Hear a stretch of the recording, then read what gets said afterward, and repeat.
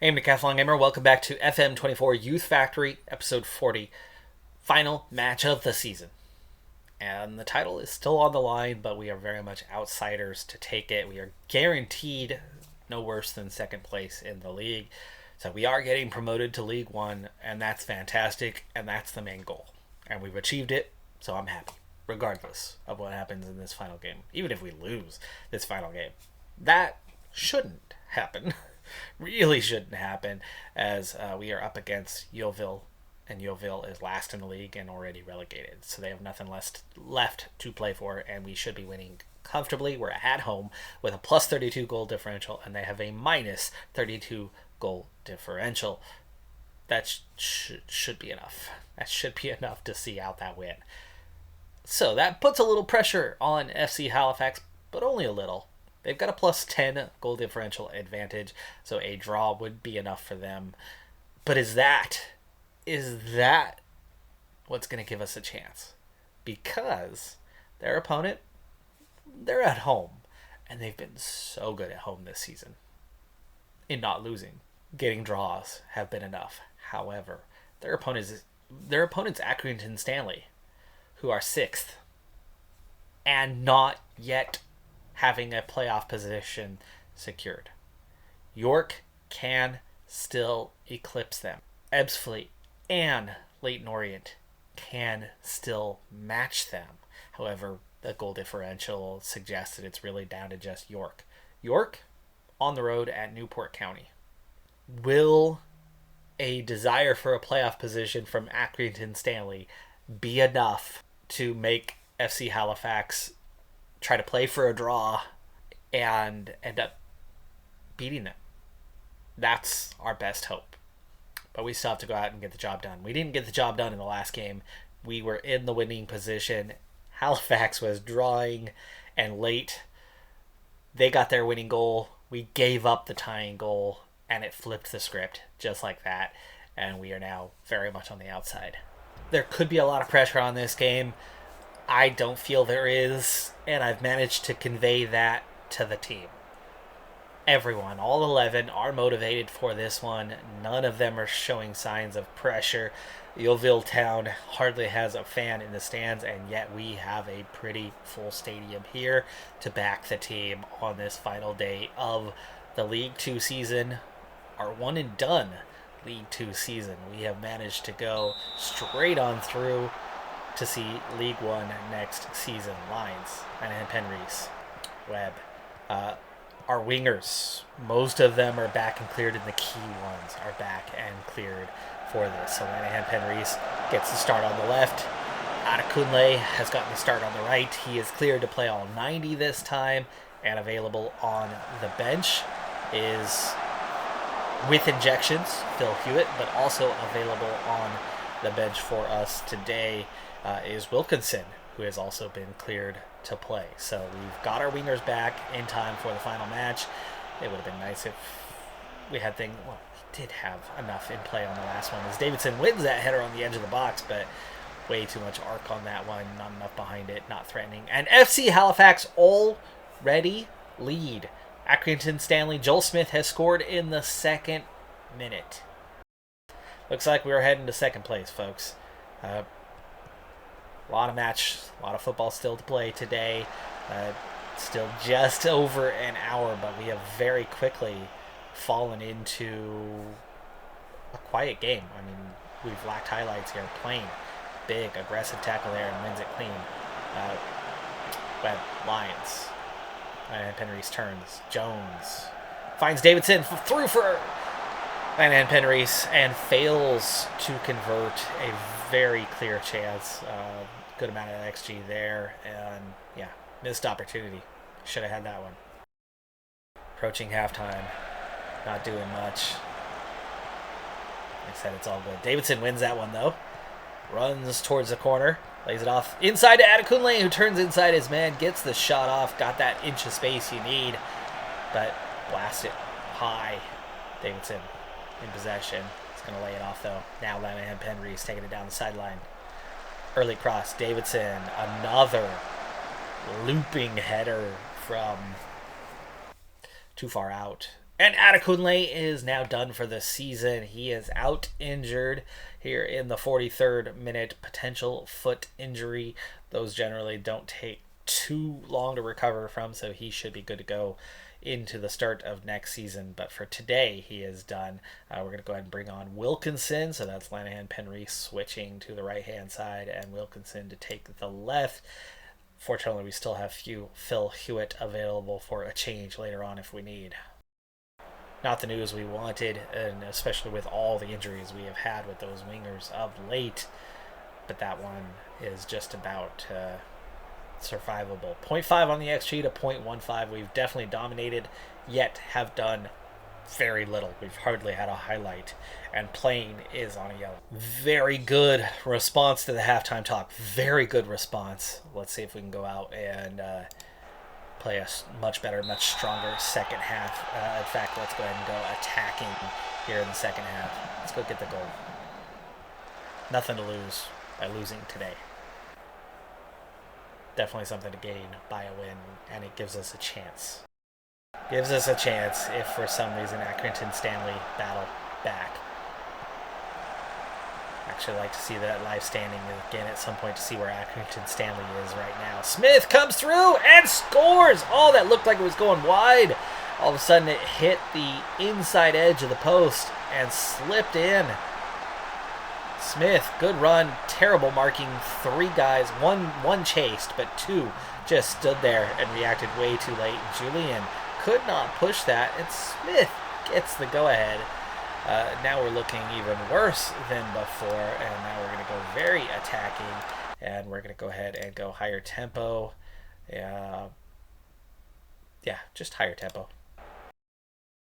Throw in, dangerous position, offside when he got it back, but no flag. Holt looked offside. Smith was not, but they were offside twice in that sequence, and no flag is ever raised. Holt was on, but they were offside on the throw-in initially. Holt was on, though. All right, we're going to go much, much higher, much more aggressive, and we're going to get stuck in. Could be an issue with finishing the game, but it's our only chance here to get back in this thing. Late season collapse. Dropping points in the last 2 games. I think we also need to make a tactical change. Getting a little more attacking with at least our defensive mids here. We'll change that here shortly. Lanahan Penreese switches. Wilkinson should have won that header. Should have scored there, but does not. Nice ball. Blasting it from way outside the box. That is very much not our tactic. But let's go ahead and bring Sam Lyons up into that center mid, and let's switch it to more of a box-to-box. McFadden turns in. Davidson scores. It's 2-1. But if we have to have a win, which means we still need 2 more goals. Davidson had been offside, but gets back onside well before the ball was played. There in that last couple of seconds. And Penry scores! It's level! Moments after the other goal. We have a free kick on the edge of the box, and Lanahan Penry beats the wall. It looked like it was between the heads, over the shoulders. It was. So between the heads of the last 2 guys in the wall, one of them jumped, one of them did not. But it went right between them, and it's 2-2. Meanwhile, it doesn't matter, folks. It does not matter what happens the rest of this one. FC Halifax, they're up 3-0. They are up 3-0. Title is lost. We have finished second place in the league, regardless of outcome here. But let's keep the pressure on, see if we can get one more. Come away with winners. I mean, come on. It's the last place team in the league.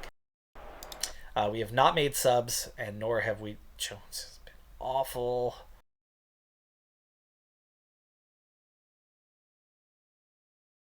Okay, big tactical change, pushing up higher, adding Hewitt in for playing on the yellow, pushing up to the wing back spots.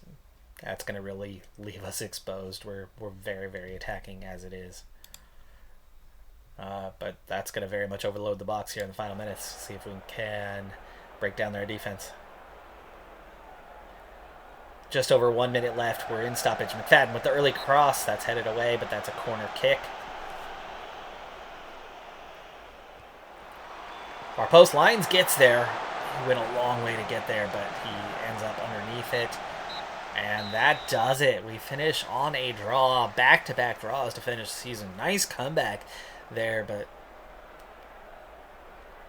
yeah, we should have done better. We should have done better than we did today. Team, that's one thing I've noticed. Got a lot of young players.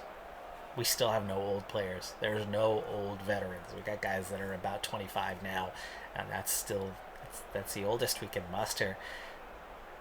That does not give us much experience in the clubhouse, though a lot of them have played for a number of years, but they've played since being so young. And we see a lot of this with late season underperforming. Now here, it was really just last two games. It was just in that last moment of, FC Halifax drew, and all of a sudden we're level. Oh my gosh, we might win the title. They freaked out. We drew the last two games. FC Halifax bounced back after drawing the two games, or losing the two games prior for us to go from 6 behind to level. They bounced back. Our team then felt the pressure and showed. We just drew today with the last place team. At home. At home. The already relegated last place team. At home. Now, of course, that also took the pressure off them, right? They were already relegated. Pressure was off. They knew they were going down, and they could go out and play free, and tends to make a team a lot better that has struggled with that pressure of relegation throughout the season. Meanwhile, we went from a no-pressure situation to, oh, gosh, pressure, and underperformed. We didn't get FM-tier. They earned that point. Though, I mean, statistically, we were clearly better. But a lot of that happened in those final minutes where we were battling back and we got 2 goals. And their 2 goals, I mean, sure, it's a little harsh, but not that harsh. 4 shots, 3 on target, 2 goals, an XG under 1. It's a little harsh. But you can't say that's getting FM'd. That was them coming out strong and getting on the front foot and scoring 2 goals. We had a lot of guys with bad ratings today, and, I think the result was probably deserved. Accrington Stanley lose bad, but they get bailed out. Ebbsfleet got the result they needed to equalize, but they were behind on goal differential. York was the one who could overtake them and didn't get their result. York lost 2-1 to Newport County. They failed to overtake Accrington Stanley, so they survive for 7th place. They're going to go up against Hartlepool in the playoffs. Port Vale will take on Crawley in the playoffs for the 4th promotion spot. Now, next year, well, we're going to be in League 1. We were just in League 2. Competition's going to be bigger, better. There's a lot of relegation. There's a lot of teams moving up or down out of League 1. 3 spots for the championship, 4 spots for League 2. So you get constant changeover at a lot of good professional sides in League 1. My expectation is, well, we just lost a bunch of players. We've got to fill those spots. We're about to lose Atkins as well. Fingers crossed that that's it. If that's it, I think we are comfortably a good League 1 side. Don't think we're going to be a great League 1 side. I do think it's going to take us probably 2 years to build to be good enough, and it's going to depend largely on if we can hang on to the squad now that we've got the FFP taken care of and those guys are out at League 1 quality. It gets a little easier, a little easier to hang on to players and not see them go, well, there's a championship side that wants to sign us. Like, we can stop the League 1 sides pretty easily now. But those championship sides, more and more, they're noticing us and noticing the quality and noticing the potential of our players, and they're going to want to steal them. So, does it make it that much harder? Do the Premier League sides start coming in now that we're League 1? Maybe. That's the one that you might become nervous about on, can we keep these guys around? But fingers crossed, being in League One makes it easier to keep players, because that's going to be the key if we're going to then push on to the championship. But folks, we are getting close. We've gone from the 11th tier to the 3rd. 8 promotions in 10 seasons. And season 1, if you didn't watch the original FM23 version of this series, if you only jumped in after we got to FM24, season 1, the entire roster had a current ability of 1. 1. Manager on down through every single player, everyone started at a 1 across the board. Now, day 1, current ability guys, current ability 1 is not 1s in every attribute. It's 5s and 6s. So, day 1, they all ended up at 5s and 6s on their attributes. But down in the 11th tier, that almost made us competitive. They had a couple results that season. But then we had that first intake, and the intake players immediately came in and took over as the starters. And we won, I think, all but one game down the stretch from March till the end of the season. And that first season, we finished 5th or 6th in the league. And then we won subsequent title after title after title from there. So you can see, actually, that first season, we bumped all the way to 3rd at the end of the season. But then we went on a tear, winning 4 straight leagues, 4 straight promotions, before taking 2nd place in the Southern League Premier South, which still came with a promotion. But in the 28-29 season, that was the one.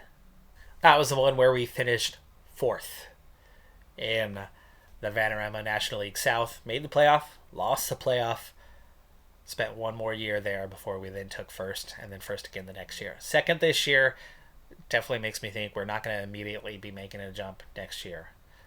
Well, we did have 5th that first season. I was right. So we had 5th. Was it 3rd the next season? 2nd, 4th, 1st. Well, anyway, that's the club history. Haha. That's the one I was looking for. Yeah, 5th in season 1 with 13 wins, most of those, but certainly not all. I think we had 2 or 3 wins with our current ability 1 guys. Tactically, we just outplayed others, and they had current abilities of, 10, 15. They were awful. We were worse, but tactically, we were better, and it did get us a handful of results, including draws. And then, of course, we just went on an absolute tear after the intake, and we had players that could play the tactic. But then 1st, with just 1 draw. We have not had a perfect season, but we did have that one season where we managed to not lose a game. The next year, 1 draw, 1 loss. The next year, 3 draws, 2 losses. Finding it tougher and tougher as we climb the ladder. It's finally here in the Southern League Premier South, after all those straight promotions, and yes, we had been losing players bit by bit, 1 or 2 a season, that it finally got tough, and we took 2nd. And then the next year was 4th. But then we've bounced back, and we're starting to see that pattern again of successive league wins, but starting to find it a little bit tougher. Just 25 wins to last year's 29, to the previous year's 33. And that's where we were that year before. We are almost identical in record, but 4th became 2nd. This time, 2nd's automatic promotion. That time, 4th was a playoff. So just based on that previous experience, I do suspect that next year could be more of a 4th to 6th or even 8th in the league kind of season. We will grow, we will develop, we will build into it, but we've lost more players this season than any previous. But as things stand right now, we certainly have some quality. We've got 3 players in the 120s, but according to our assistant coach, that's good enough to be a championship player. Davidson's a 119. that's apparently good enough to be a leading championship player. Of course, these reports always vary. But Lanahan Penreese, League One. Good League One. So that seems to be our kind of League One standard is Archie Jones. Good League One. So that gives us about 7 players that are at League One level. Webb, McFadden are the next grouping. We'll check in McFadden where he's at. League Two. Only decent. So we're down into that League Two territory by there. And after, I'd say, Rossini, it's no longer League Two ability. Atkins, National League. So we do not have an across the board, and we very much have a depth that is National League or even below level. So we do not have a full squad of guys. We have a few players that are better, a few players that are beyond. But we have a lot of guys that don't even come in at League One level. We do not have a full starting roster. We have Redknapp, we have Sam Lyons, and we have Kalen Plain that are going to need to grow and grow rapidly and get in there. We have McCartney coming back from injury, but he's only an 89. Atkins is going to be gone. He's out. We're letting him go. His 600K and his limitations are not going to be a burden to us anymore. But there's more guys that are coming up that are going to be 21. Davidson among them. So Davidson, he's making quite a bit, isn't he? 244. We're letting a 600K guy go. So we'll be okay for next season. But that's why we're letting that 600K guy go. The board actually had been really upset that we didn't have the best youth system in the world. And technically we do on paper, but because of our reputation, we aren't bringing the best players in the world. Clubs that are playing Champions League football are doing that. Even if they have facilities that are a 19-20-20 or an 18-19 and a 20. They're great. Ours are better, but they have better reputation and play in a better reputation league, so they bring in better talent. Just period. It's a combination of factors. We have a factor that puts us at the best, but it's not the only factor. Growing to League One, growing our reputation helps, but next year we have a much better expectation from the board, and that is to maintain the best youth system in League One. That's realistic, and that's something we absolutely can and will do. They, at the end of next season, part of our 5-year plan, want to become an established Sky Bet League One team, meaning there is no expectation for us to do anything other than establish ourselves in the league.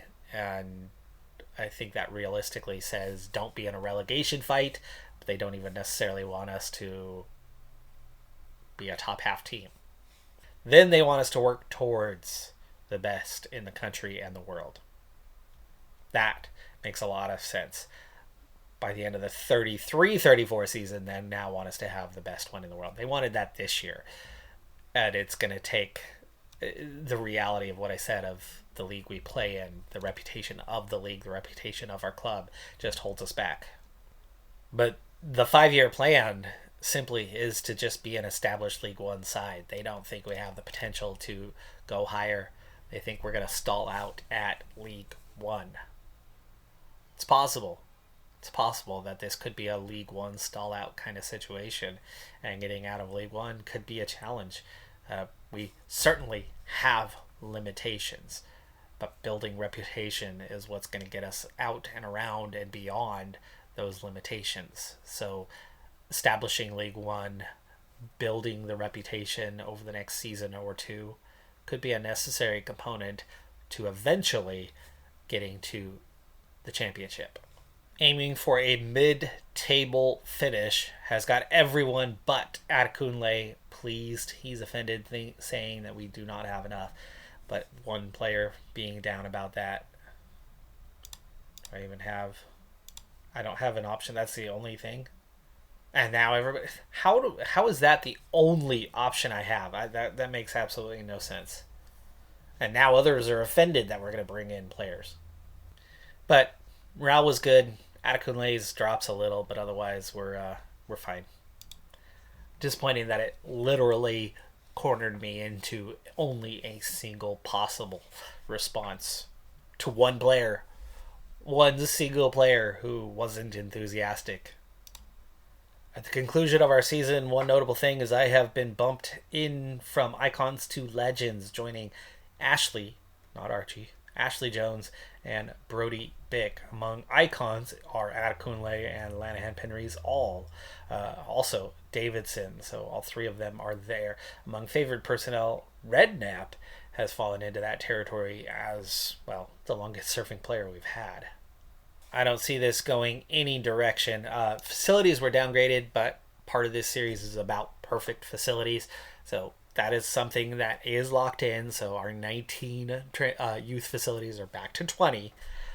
That's the only place we do that. Everything else happens manually. We have to build it up over time. And we're up to a 12 on training facilities from a 1.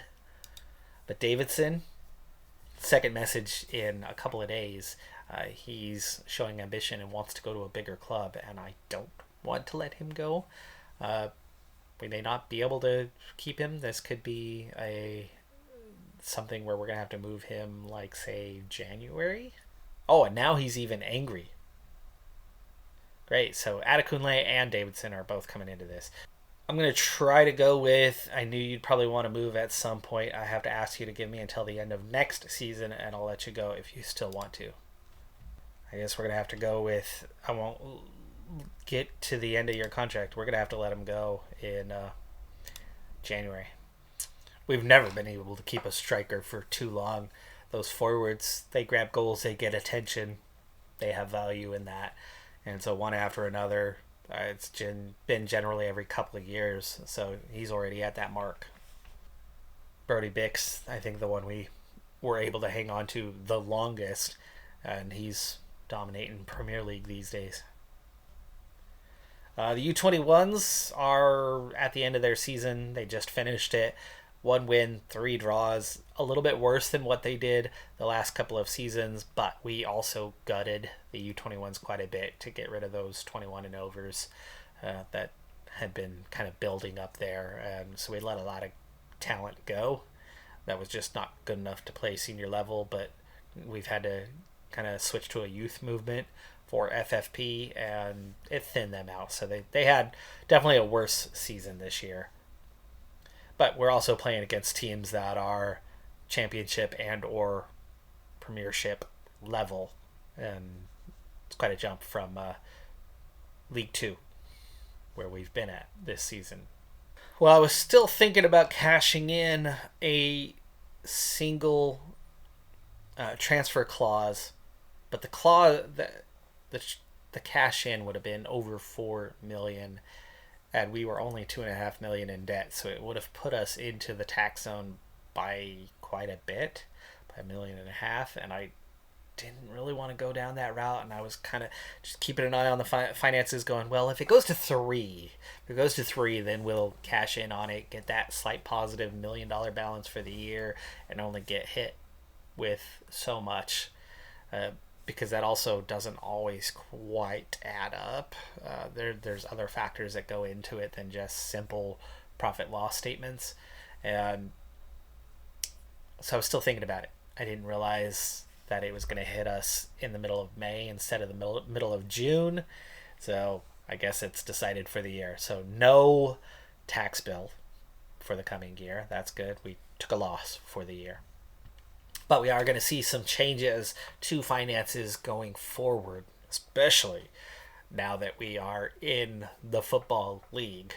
More is happening, especially as we're already promoting to another tier of the football league. So we have a new main jersey sponsor. That's twice what we were getting the previous year. In general, sponsor money has gone up by $20,000 from what it was.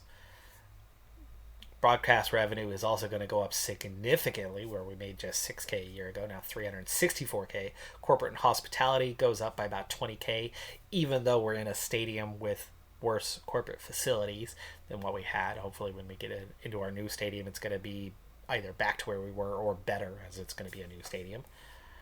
Definitely a much larger stadium for that matter. Competition prize money went down quite a bit, but that was FA Cup and not winning the league, right? We took second in this league versus first the year before, and the FA Cup was bugged out this year. Let's hope that it's back to normal and fixed in next season. Either we as a team were left out or it just didn't happen, and I never saw any news about it. So pretty sure it just didn't happen, period. But matchday commercial actually went down from the previous year. We're going to see a bump in ticket prices for the coming season, so that's going to help. I'm hoping all of this actually boosts our FFP numbers for the coming season. We're not stagnant on that, but we're going to see a ticket price rise of $25 to $29. By the way, that's freaking nothing. Hearing Brits complain about ticket prices is crazy to me, because I'm a season ticket holder to the Portland Thorns, NWSL, and we pay probably 2.5 times what you pay for a Premier League ticket to the NWSL, and it's worth it. It's totally worth it. What I pay for those tickets is a deserved price for the product of what we're getting. Season ticket prices also going up by a similar margin from $227 to $260. That is cheap. That is so cheap. That's way less than what I'm paying. Projected yearly earnings are going to go up by 15% as a result. So from 1.66 to 1.93 million, and that should give us a little bit more FFP leeway. We are still going to be at Bicklid Park for the coming season, as our stadium will not be ready for one more year. Premier League, top of the standings, top 9 anyway. Chelsea has won the league this year. La Liga, Barcelona has taken it. Real Madrid just 4th place this season. Yeah. In France, no freaking surprise. One team spends more than everybody else combined. Bundesliga, we're not seeing the whole thing, but Bayern Munich has done the double. In Italy, Inter Milan ahead of Juventus and AC Milan. Ajax have won in the Netherlands. Major League Soccer still mid-season for them, and that's just the East Coast. Sporting KC leading the West Coast. And if you followed FM22's series, where I was bringing up a team from, gosh, what was it? 9th tier? 8th tier? 10th tier? Trying to bring them up, and we did get to the top division in Norway, but Vålerenga leading that one, but that's only 10 matches in. First leg of the semifinals are in, with Hartlepool and Crawley getting the victories. Second leg has not changed the results, as Hartlepool beats Accrington Stanley a second time. Crawley does lose the second leg to Port Vale, but get that one and crucial away goal to keep the 3-2 aggregate victory, so to set up a final of Hartlepool versus Crawley Town for who gets promoted alongside, well, the 3 of us that are already promoted. Crawley got the upset 2-1, and it's on to the end of season review. Long list of players out this season, longest it's ever been. Crawley picking up that extra promotion from well behind. They're going to struggle, probably be a relegation favorite most likely, but as strong as the top 3 were, you would think all 3 of us could manage to stay alive in League One, but we don't know how big the jump is going to be. The higher tiers, the jump gets bigger. We're seeing it this year in real life, where all 3 championship sides going up, our favorites go right back down, even though none of them have done poorly, and none of them had poor transfer markets, none of them had poor coaching, poor tactics, poor players, and yet they're still facing relegation. But we're not heading to the Premier League, we're heading to League One, and that should be a little bit easier, especially with just so much upheaval with 7 new faces every season. It's a constant changeover kind of league. We have gone from the 1-star to the 1.5-star, and even further now to regional. There's not much of a gap between those things, but we have made a significant jump in our club reputation to do that, to go from 1-star local to the 1.5-star regional, which is 2 bumps essentially. The big concern is that our performance came down to 4 players on top, the highest quality players, and we really struggled behind that and yet managed to get promoted. But I do think that, well, for one thing, Moreland and Atkins are gone. Moreland had a really bad season. We've got some young players coming up that are going to need to develop, and we've got 2 old wingers that need to develop. Kitching's gone, and I think those ratings are something to do with them leaving. I don't think they're quite accurate here. Yeah, Dan Kitching, it's only showing 2 appearances. That's probably his 2 appearances at a higher level. That's probably Connor Mortland's 7 appearances at a higher level. Player of the season, Paul Davidson, the guy who is preparing to leave us. I'm going to see what I can do about getting a deal, and maybe we'll try this summer to get a deal that will see him loaned back to us for the season so that we can get 1 more year out of him before he's gone. That could help us a lot in our transition, because it's very much a transition, right? With so many faces out, we're already replacing a lot of guys. If we can wait 1 more year on replacing a striker, I think that could really help us. Ease that transition, ease that burden. Wasn't a great year for him. I mean, 23 goals is nowhere near what we're used to getting from on top. And Penrys had 10 assists and 9 Player of the Match awards. Davidson's highest rating of a 7.1 was nothing. Woohoo! To get excited about. Sam Lyons, though, came in strong. 59 passes completed per 90 minutes. Strong in that department. And Penrys did finally break that 100 mark. In fact, he ended up getting all the way up to 104 by the end of the season. Is the new record goal scorer for the club. And Redknapp is the most league appearances by a player with 345 now and 25. 25. Such an old man. Fantastic start to the season is what got us through, and that makes a lot of sense with what we lost as the season went on and trying to adhere to that FFP. But other than losing Atkins, we've got that taken care of now, but it looks like we are going to also be parting ways with Davidson soon enough. That's going to be the big question mark heading into our next season. But that is going to do it for this season and this episode. I'm Decathlon Gamer. Like, comment, subscribe, and I'll see you next time. Have a good one. Be safe out there, and bye for now.